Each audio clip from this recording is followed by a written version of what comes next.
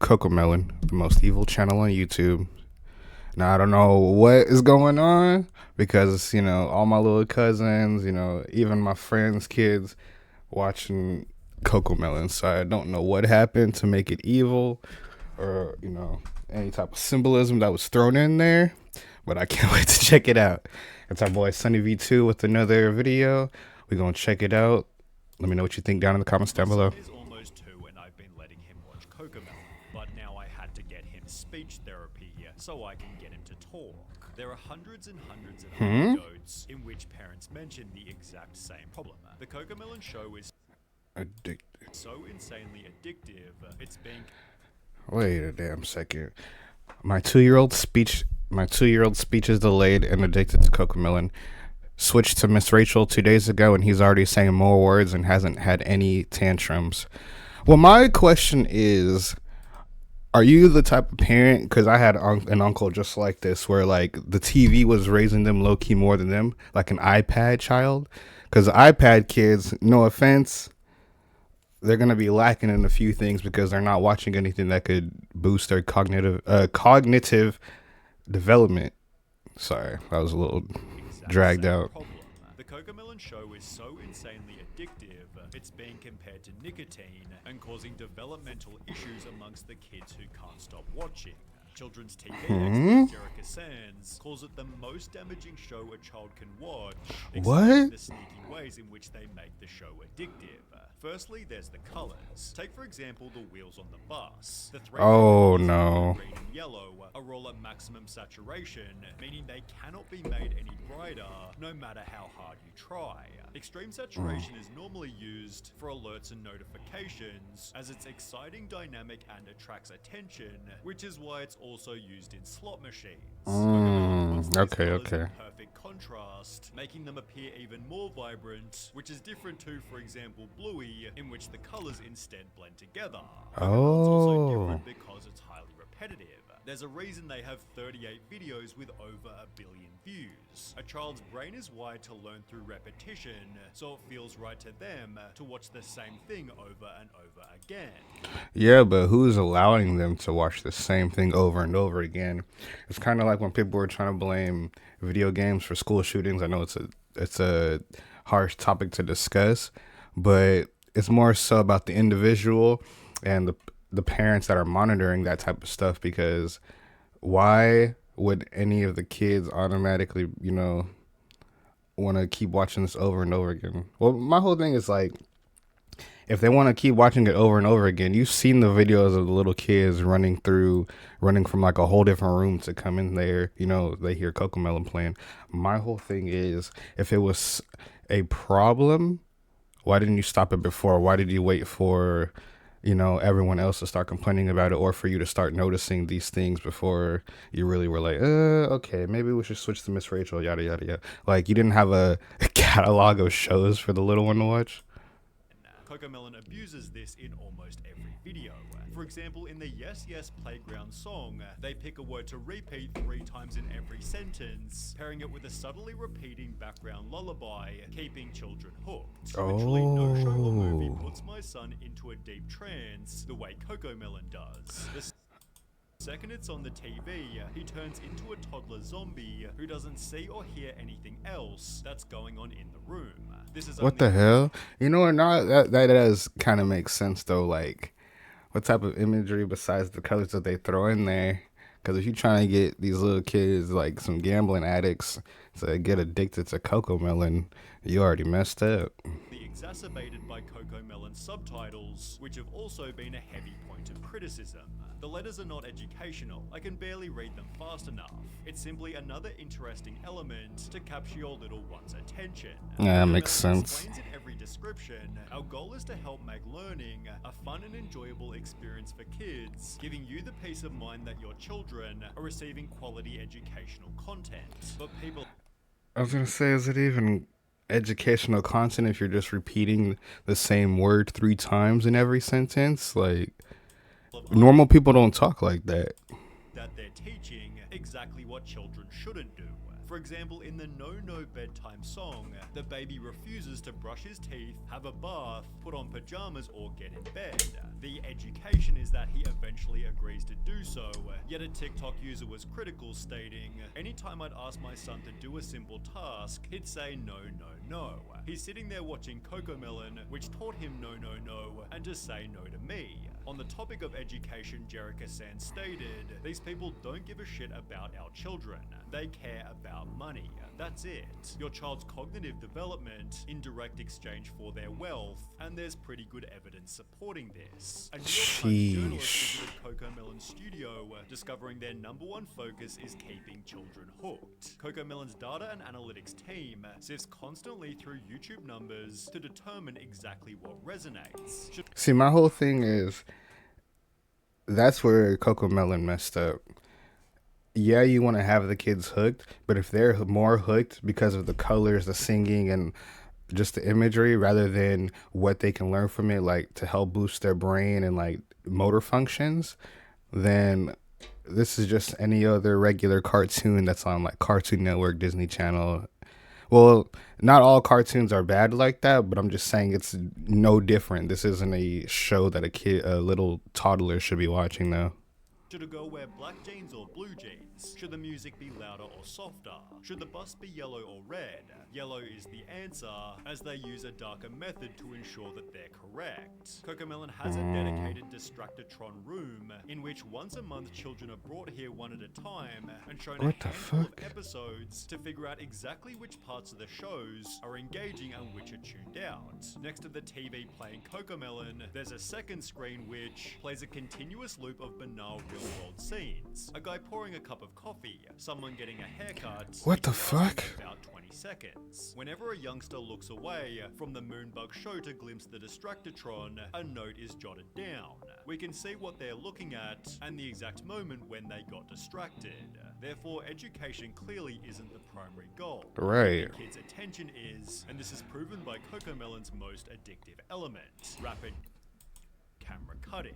It's great. Oh no, I was just about to say, like, is that why some kids' attention spans are the way it is now? You gotta like have each frame in your video have purpose. It has to have rapid cutting just to keep the viewer engaged. I mean, it makes sense, but like that's a terrible way to go about making a kids show. Crazy how many times the frame changes on Cocomelon. It's the same type of addicting behavior that we experience on a TikTok binge. Okay. I was just mentioning that, like, that dopamine and makes the videos addicting to watch. Okay, yeah, so that does play into the same factors, TikTok videos. I know I'm probably going to end up making this a short on TikTok anyway, which is actually really funny. Well, yeah, some people just can't hold their attention for that long anymore. Like, I don't know what happened to us as a society. On the seconds between a change of frame. Well, TikToker the Circus Brain did exactly this. Oh, he damn. firstly counts the changes on My Little Pony, concluding there's about 6 seconds between each cut. He then compares it to Cocomelon. 1, 2, 1, 2, 3, 1, 2, 1. Oh, shit. 2, 1, 2, 1, 2, 1, 2, 1. In her Whoa. video, The Nightmare I didn't even peep. Well, of course I didn't peep. I'm not watching Cocomelon. But look, it gave me goosebumps. Why is this giving me goosebumps? What the hell? that is Cocomelon, Semantics draws a similar conclusion. She found that 96% of the shots in Baby Shark were shorter than 2 seconds. She then compares 4 different animated shows, again Arcane, Bluey, Cocomelon, and Encanto? finding Cocomelon has the shorter shots. The longest shot on a Cocomelon video was 6 seconds. The longest shot on King was 8 seconds. The longest shot on Bluey was 27 seconds. Oh, wow. The longest shot on Encanto was 18 seconds. Which, when combined with every other element, creates some terrifying statistics. Oh, Kristen nah. Summer explained that when Yo, I don't know why this is just giving me goosebumps all throughout my arms. It's so sick how people, like, the thought process that, you know, behind some of these shows and like children's products. It's clear that they're not made for the child's benefit. It's just to sell, to get views. They don't care about the child at all. Showing an infant normal video content, they'll focus on the screen just 11% of the time. However, when the video is instead switched to Cocomelon, their screen engagement skyrockets to a whopping 74%. This therefore produces stories such as this. I used to volunteer for a preschool and they had song time. A Cocomelon video came on and all of the tots stopped what they were doing, put down their cheese crackers, and remained fixated on the screen for the duration of the video. It was honestly kind of terrifying. YouTuber Saberspark shared his own personal anecdote. He asked to watch a Disney movie with his two younger cousins, who both completely refused, and instead spent all day glued to an iPad playing the addictive show. Ah, man. Cocomelon made my kid a zombie, a mother talks about her son. He would be in a daze while watching it. You could be waving your hand right in front of his face, and he wouldn't move. It was almost scary. Wait, now I have a question. How long were the kids watching Cocomelon before they started acting like this, or was it like right from the jump, like the first time they were watching?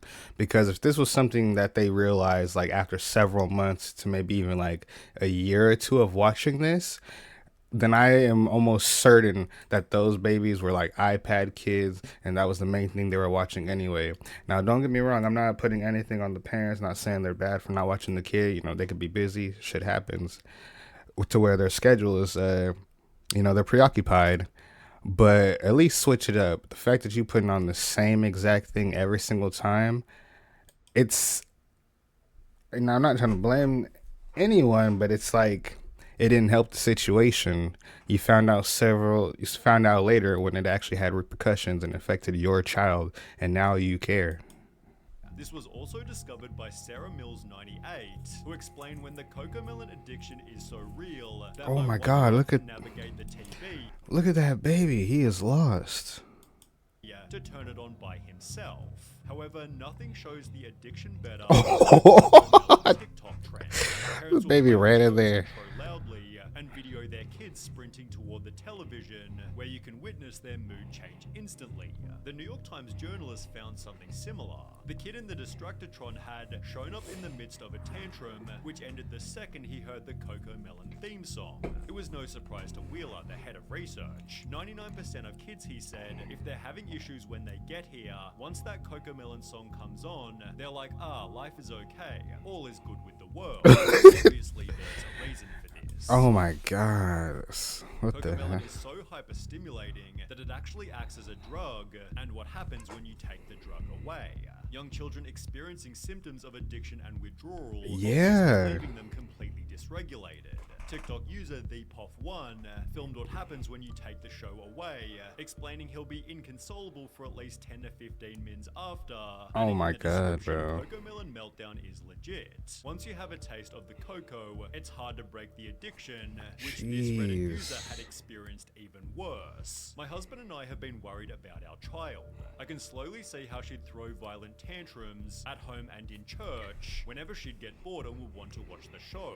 Her behavior changes the moment she watches the show, and she will not even eat her meals if she wouldn't watch it. Jeez. That's fucking terrible. All that artificial dopamine that you're giving your child just to entertain them, to, give yourself a little bit of time. That's not worth it at all if it's affecting them like this. There's no reason why a child should be facing withdrawal and like addiction at such a young age. Not even from drugs, mind you, from a TV show, a children's show, something that they're trusted, that is good for their kids, something that could help them grow, learn new things, So it's kind of crazy that like they were able to get away with this for so long. Because I've seen the TikTok trend. I've seen all those kids, running all up in the rooms just to get in there, see Cocomelon. It's just crazy to me that this is all just coming to light. After these tantrums end, kids can experience a general discomfort in the speed of everyday life. The more they watch the show, the more their brain begins to expect this intense level of stimulation. Basically, Cocomelon overstimulates their brains so much that everything else just seems slow and boring in comparison. However, the potential my God, consequences bro. get much worse than this. Ain't no way it's getting worse than that. Oh my God. At the start, it was the cause of a child's speaking problems, with a notable reply reading, "Same thing happened with my daughter too. She's 4 but can't speak properly. She knows the words, but she does not like to frame the sentence or speech. She has been watching these Cocomelons or such other stuffs for 2 or 3 years. Hope we're not too late. Over on Reddit, a speech-language pathologist explained, screen time in general is linked with speech delays for a variety of reasons, but Cocomelon is excessively bad. Firstly, unlike other TV shows or movies, it doesn't have a story. It's just very short clips with poorly written songs. Kids aren't able to follow the plot, learn vocabulary, and see the resolution of a conflict, supported by infant specialist Meg Fora. And the problem with fast-paced TV programs is we find that little one's language development is slower. On the Agents of Speech YouTube channel, this is again confirmed. The main problem with watching videos on the internet is that they don't know how to use the language that they learn. But he adds that 4 to 5 hours of screen time per day can make a toddler completely non-verbal. 4 to 5 hours is obviously a lot of time. That makes sense, because if you're watching 4 to 5 hours of this and this doesn't make sense, your child's not going to make sense. It's just going to be a whole bunch of words that you don't understand, that they probably don't even understand. That's why it's important not just to have like in just any show, you know, you can't just put on any show for them. Like, it has to be something where they're actually going to learn something new, learn some words, numbers, colors. Sesame Street is good. Honestly, in my personal opinion, I didn't see any problem with Bluey.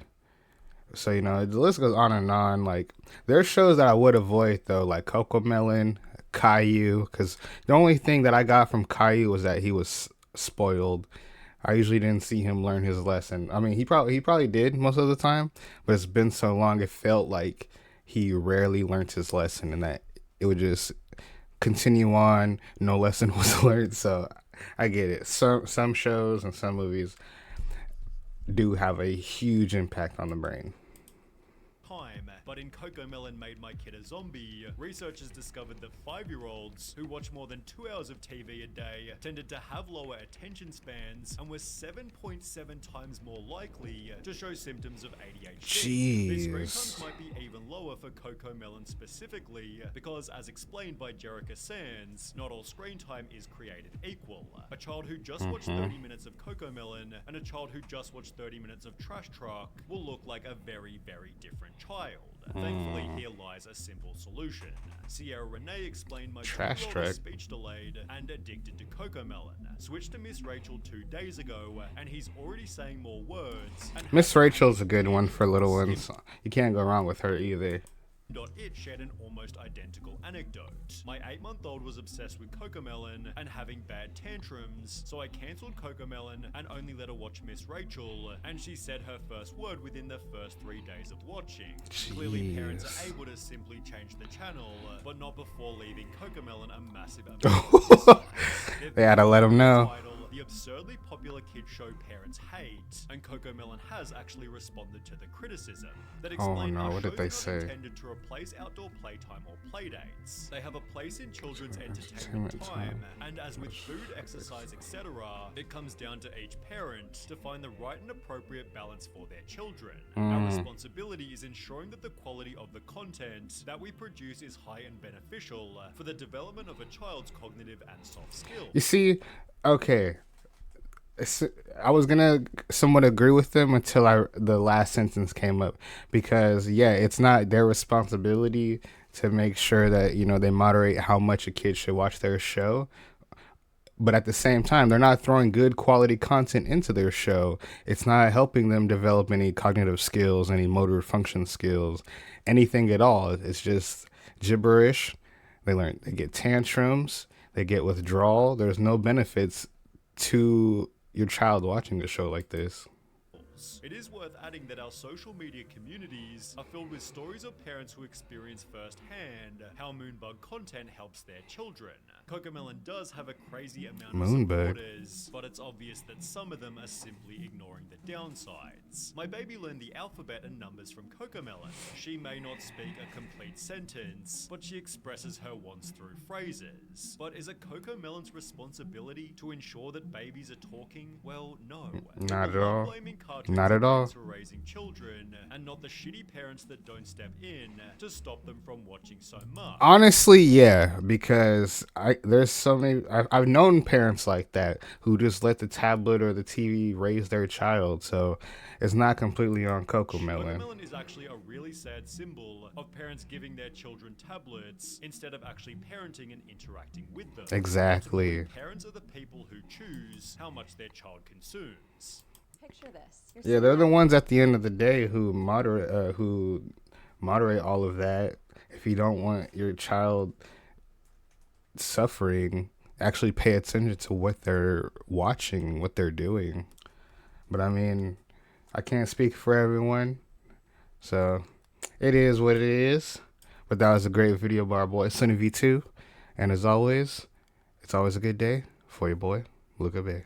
Thanks for watching.